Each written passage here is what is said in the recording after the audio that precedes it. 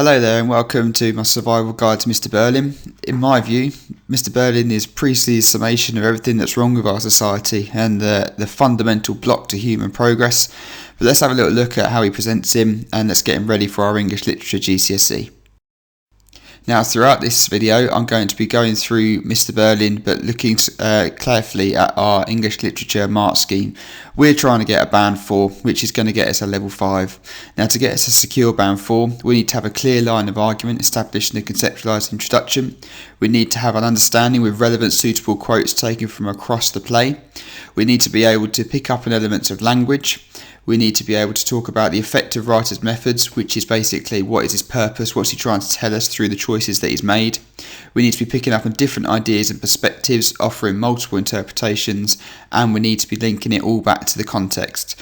Now critically, we're going to be a bit like Lionel Messi. He's not perfect all the time, he doesn't do everything he can do all the way through a game, but he saves his best moments for when they're relevant and needed. That's what we're going to do here. We're not going to do all of these things all the way through our essay, but we are going to make sure we do them all at some point. Now the first thing we need is a conceptualized introduction, and a good conceptualized introduction has the three things on the left hand side of your screen here. So for me, Mr Birling is the father of the family and the inspector calls. I've given an understanding of the question, I've understood who Mr Birling is, and I've understood that he is relevant to my play. Then I'm going to give an overview of the points I'm going to make. So in this essay I'm going to argue that we see he's a voice piece for capitalism, he's a poor father, he's obsessed with his reputation and has little tolerance for the lower classes. Now comes the really important bit, because now I need to give a point of view, I need to give a central argument I'm going to keep coming back to. I need to say something about this character that not everyone else in the country is going to say. For me, I believe that Priestley uses Mr Birling as a representation of the selfish and ignorant outlook of those who have power and control. Society, just like the Birlings, will fall if it continues to be led by such people. Note here that I've underlined and put in bold Priestley. I'm making it very intrinsically clear that I know that Priestley has made Mr Birling, he's a conscious construct of his, and he uses Mr Birling for his own point of view. Now this is how I ask my students to plan, with a timeline to show that we know the character's development across the whole of the play. Now like a lot of the characters in the inspector calls, I can start off with the lighting instructions: pink and intimate, brighter and harder. Now the lighting reflects Mr Birling. You might have heard the phrase rose-tinted view on life or rose-tinted spectacles, and that is Mr Birling to a T. He's had a very successful life, he's had a very positive outcome from his work and his efforts, therefore he can't see the bad in society, he can't see the negativity that surrounds life. He's also got an interesting word choice in the lighting instructions in terms of intimate.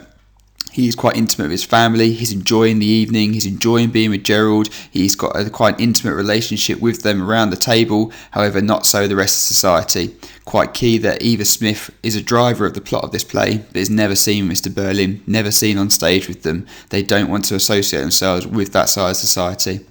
However, when the inspector arrives, the lighting changes to brighter and harder. It shines brighter, reflecting the inspector shining a light on his responsibility. However, this is quite hard for him. It takes on the feel of an interrogation.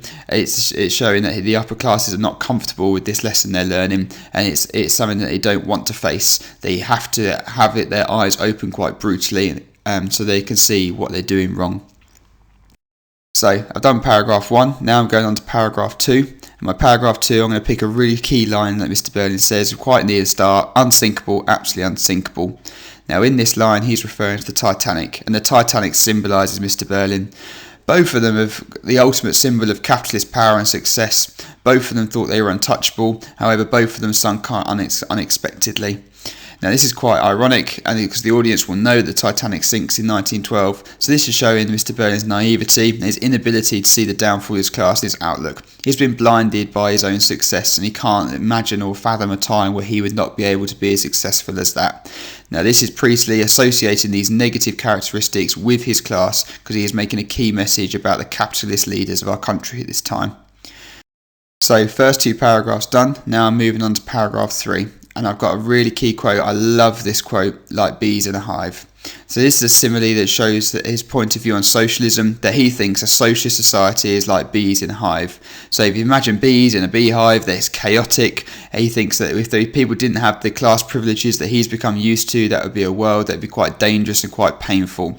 I think he means by that it'd be quite dangerous for the country because he doesn't know where it would end up, but it would also be dangerous and painful for himself and his class.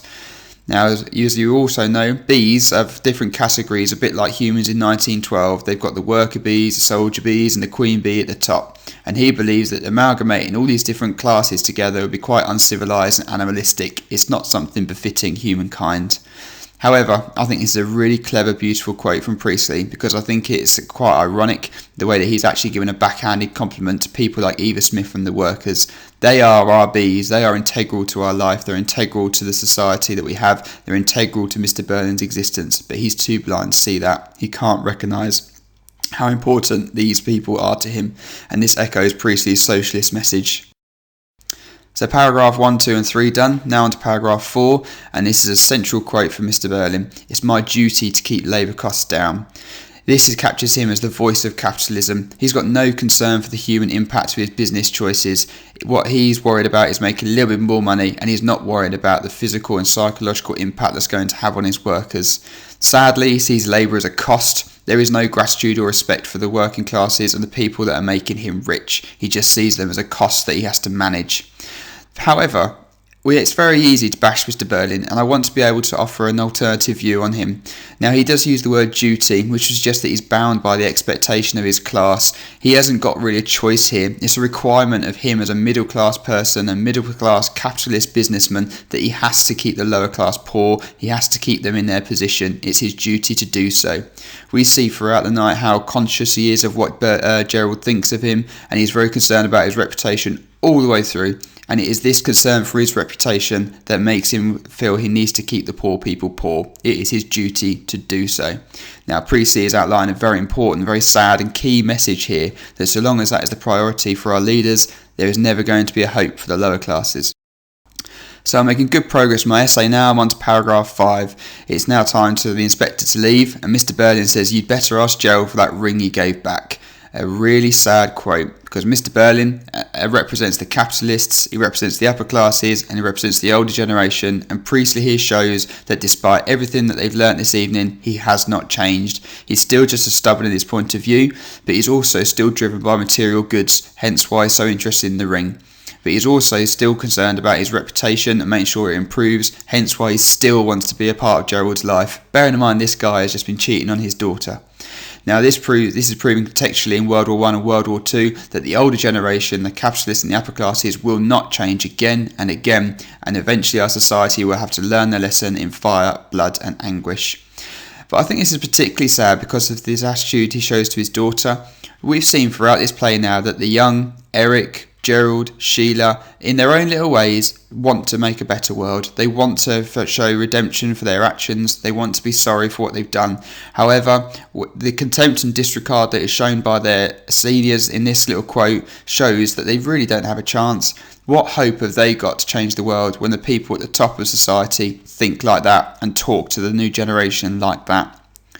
So that's my plan for Mr Birling. Those are the 5 quotes I would use and the points I would make, and as you can see, we've managed to hit all the things that the examiner will be looking for. I suggest you now go away and learn those quotes, and very best of luck to you, and I hope it goes well.